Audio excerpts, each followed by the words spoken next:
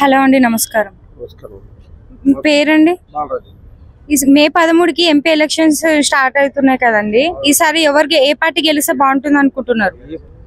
ఏ party గెలుస్తుంది అంటే 3 పార్టీలు రఫ్ అండ్ టఫ్ ఉన్నాయి. ఈ బస్సులు ఏ సుట్లా మాకు ఆటో వాళ్ళకు చాలా దెబ్బ అయిపోయింది.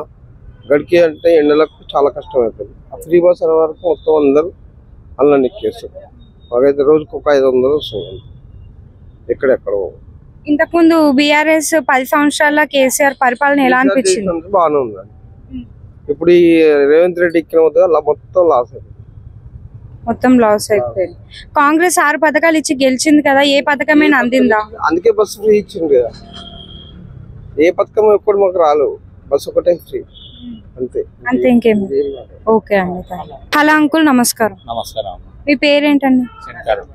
మే 13కి ఎంపీ ఎలక్షన్స్ వస్తున్నాయి. ఈసారి ఏ పార్టీ గెలిస్తే బాగుంటుందని మీరు అనుకుంటున్నారు? Sir BJP గెలిపియాలండి. బీజేపీ ఎందుకు గెలవాలనుకుంటున్నారు? బీజేపీ అంటే ప్రధానమంత్రి మోడీ బాగానే ఉన్నాడు కదా, అసలు నాయకుడు ఉండాలంటే మనకు కూడా అదృష్టం కావాలి. మంచిగానే చేసిండు దేశానికి, అన్ని బాగానే చేస్తుండే ఆయన, కాబట్టి ఆయన గెలిపియాలని ఉంది. ఇక్కడైతే కాంగ్రెస్ వచ్చింది, పైన మోడీ ఉండాలి కంపల్సరీగా. మోడీ పక్క ఉంది. మరి కేసీఆర్ 10 సంవత్సరాల పరిపాలన ఎలా అనిపించిందండి మీకు? ఇక చేసిన ఆయన చేసిన కాడికి చేసిండు ఆయన. ఇప్పుడు పరిధిలో కాదనుకోరు, ఇక కాంగ్రెస్ గెలిపేయాలి అనుకోరు. కాంగ్రెస్ కొన్ని పథకాలు 2-3 పథకాలు పనికి పథకాలు ఉన్నాయి, కొన్ని బాగున్నాయి. 2-3 పథకాలు ఫ్రీ బస్సులు అవసరం లేదండి. ఇవి ఫ్రీ బస్సులు పెట్టే బదులు ఇది హాస్పిటల్, ఈ కాలేజీలు, గవర్నమెంట్ ఇవి అవి మంచి పెట్టాలి. ఎడ్యుకేషన్ అవి పెట్టాలి. ఇప్పుడు రైతులకు రుణమాఫీ, పేదవాళ్ళకి పింఛన్ అంటే పర్వాలేదు, అది రైతులకు రుణమాఫీ అంటే పర్వాలేదు. కానీ ఫ్రీ బస్సులు ఎందుకండి, ఎందుకు అవసరం, దేనికి? అది దేని ఉపయోగం కాదు. అది ఎవరు పెట్టాలంటే 60 సంవత్సరాలు ఉన్నోళ్ళకి పెట్టాలి ఫ్రీ బస్సులు, పెద్దవాళ్ళకు. వాళ్ళు ఇక్కడ కొడుకు దగ్గరనో బిడ్డ దగ్గరనో దేనికో పోతారు, వాళ్ళకి పింఛన్ ఇవ్వాలి. కరెక్టే, అది వాస్తవమే. 2000 కాదు 4000 ఇచ్చినా పర్వాలేదు. కొందరు కొడుకులు చూస్తారు, కొందరు చూడరు. కొడుకు చూసకపోతే కోడలు చూడరు, కోడలు చూస్తే కొడుకులు చూడరు. పింఛన్ కరెక్టే అది, కానీ ఫ్రీ బస్సులు ఒకటి దెబ్బ వచ్చిందండి, అది ఆటోలో దెబ్బ వచ్చింది. ఓకే అండి, థ్యాంక్ యూ. హలో అన్న, నమస్తే. చెప్పండి. మీ పేరేంటండి? శివనాయక్ అండి. ఇప్పుడు ఎంపీ ఎలక్షన్స్ స్టార్ట్ అయినాయి కదండి, ఏ పార్టీ గెలిస్తే బాగుంటుంది అనుకుంటున్నారు? ఇప్పుడైతే ప్రజెంట్ అయితే టీఆర్ఎస్ అని అనుకుంటున్నామండి. ఎందుకంటే కేసీఆర్ ఉన్నప్పుడు 10 సంవత్సరాల పాలన చాలా బాగుంది. కానీ ఈ మోటార్ ఫీల్డ్ లో వచ్చేసి టాక్సీ కానివ్వండి, ఆటో కానీ చాలా వరకు అంటే మిడిల్ క్లాస్ పేదోళ్ళు ఉన్నారు, మొత్తానికి వచ్చేసి రోడ్డు మీద పడిపోయారు. ఎందుకంటే అంతకుముందు కేసీఆర్ గవర్నమెంట్ ఉన్నప్పుడు మంచిగా రన్ అయింది, పబ్లిక్ అమౌంట్ కూడా సరఫరా అయింది, మంచిగా నడుస్తున్నది. ఇప్పుడు ఈయన వచ్చేసి ఏమన్నాడు, ఫ్రీ అంటే ఈ మొత్తానికి పేదోళ్ళ కడుపు మీద కొట్టే విధంగానే చేసిండు. ఫ్రీ అంటే దేనికి ఫ్రీ అండి? ఇది ఉల్టా గవర్నమెంట్ ఉల్టా లాస్ అందరి పబ్లిక్ మీదనే పడుతుంది లాస్ కూడా. ఈ ఫ్రీ అనేసి వరకు మేము దాదాపుగా ఒక లైన్ వచ్చేసి మాకు 1-2 గంటలు అయితే మేము అప్పుడైతే కేసీఆర్ గవర్నమెంట్ ఉన్నప్పుడు మేము ఈజీగా ఒక 1200-1500 చేసుకుని వెళ్ళేటోళ్ళం. ఇప్పుడైతే 500-600 చేయాలంటే కష్టంగా అవుతుంది, మా ఫ్యామిలీలు గడవాలంటే అయితే లేదు. మొత్తానికి అయితే మేము రోడ్ల మీద పడే సిచ్యువేషన్ వచ్చేసింది. కాంగ్రెస్ 6 పథకాలు ఇచ్చి గెలిచింది కదన్నా, మళ్ళీ 6 పథకాలు ఏమైనా మీకు అందినాయా?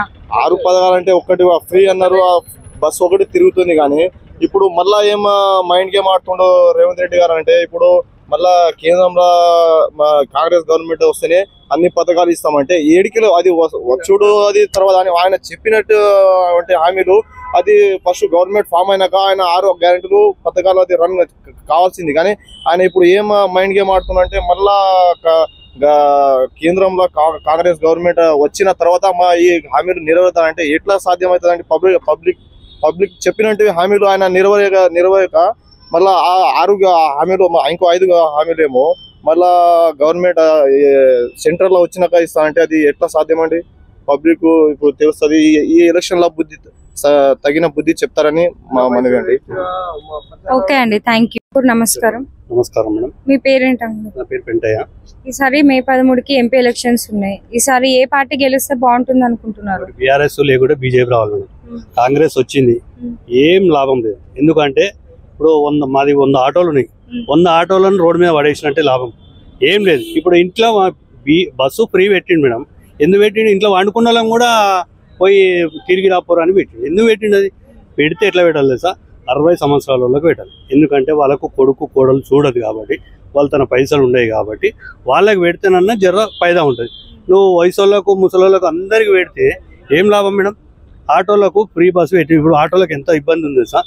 మేము గంటకు ఒక లైన్, గంటకు కూడా 60 రూపాయలు వస్తాయి, 60 రూపాయలు వస్తాయి ఒక గంటకు. ఇంత ముందుకు మంచిగా 10 నిమిషాలకు 20 నిమిషాలకు వెళ్ళిపోయాడు.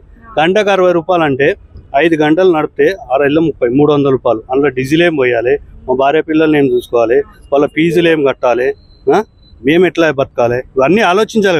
ఇప్పుడు లేడీస్ వేస్తేనే గెలిచిన రేవంత్ రెడ్డి, మగవాళ్ళు వేయలేదా? అది ఆలోచించాలి కదా మగవాళ్ళకు కూడా. మాకు ఇప్పుడు 6 గ్యారెంటీలు ఉన్నా, నాకు ఒక్క గ్యారెంటీ రాలే, కరెంట్ బిల్ రాలే, మహిళాది రాలే, ఏది రాలే. ఎందుకు మేడం ఇవన్నీ పెట్టుడు అనవసరం?